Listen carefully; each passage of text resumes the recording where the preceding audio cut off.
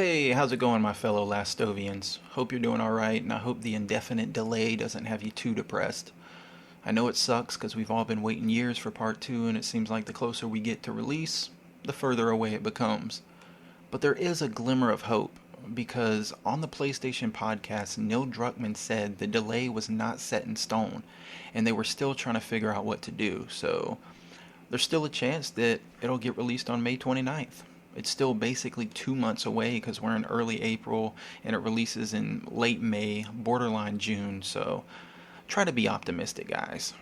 I know it's hard, and a lot of us are hoping we don't die before it releases. Hell, I'm worried I'm gonna die either from COVID 19 or a heart attack from all the bags of Doritos I scarf down daily, or getting shot by a looter when martial law goes into effect. But, anyways, this video isn't about the delay, it's about a new theory I thought of. So I recently watched Giant Bomb's Last of Us Part 2 hands-on impressions video on YouTube, and I noticed that he said something interesting that I didn't pay attention to last time I watched it.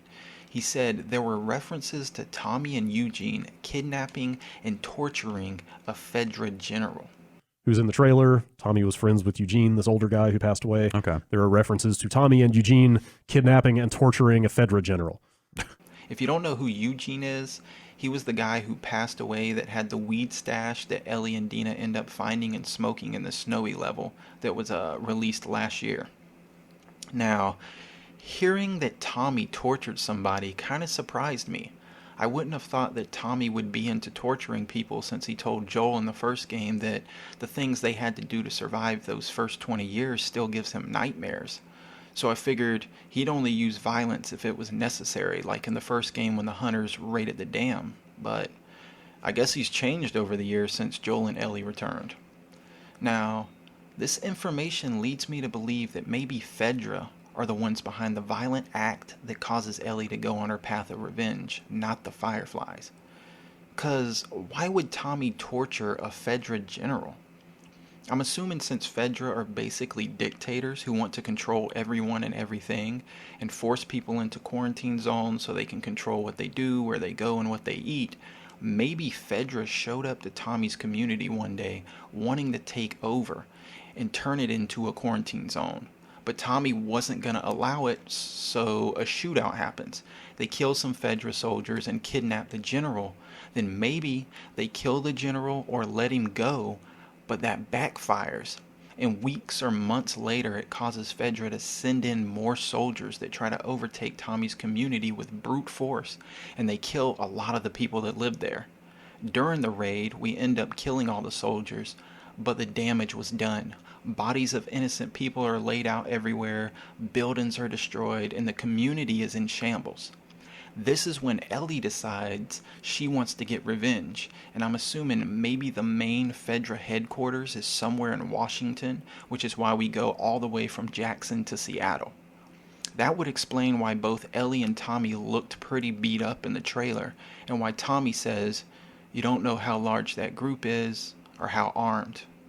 Yeah, I guess he could be talking about the Fireflies, but we know for certain he isn't talking about the WLF or the Seraphites, because they're both based in Washington, and the violent act happens in Wyoming, 2 states over. But yeah, Fedra seems to be the enemy of everybody in the Last of Us universe. We know the WLF doesn't like them because one of their rules says that Fedra collaborators will be executed. And during the Seattle demo last year, Ellie was apparently looking for Tommy, who you have to find and rescue from the WLF, which kind of doesn't make sense because the WLF are supposed to be xenophobes who kill outsiders on sight. So why would they randomly capture Tommy instead of just killing him, I wonder? I don't know, maybe he tried to finesse the WLF and tell them that he wants to join them and help defeat Fedra or something. I don't know. All I know is my brain is very indecisive as to what I think happens that causes Ellie's road trip of revenge. I mean, there are too many plausible theories. I like that though. I like that there's so many choices as to what happens and it keeps all of us guessing and speculating. I like that nobody has a definitive answer, and for all we know, none of our theories are true, and something mind-blowing happens that we wouldn't even expect. But I guess we'll find out in summer of 2021 when the game finally releases. Just fucking around. I really hope Sony and Naughty Dog figure something out within the next month and give us good news on Part Two's release. I don't want to have to wait till the end of the year to play it, and I damn sure don't want to have to wait till next year. We have waited long enough, and if we all have to buy digitally until all the stores open up again, so be it. I mean, just be prepared and have your internet ready for next month, just in case, people.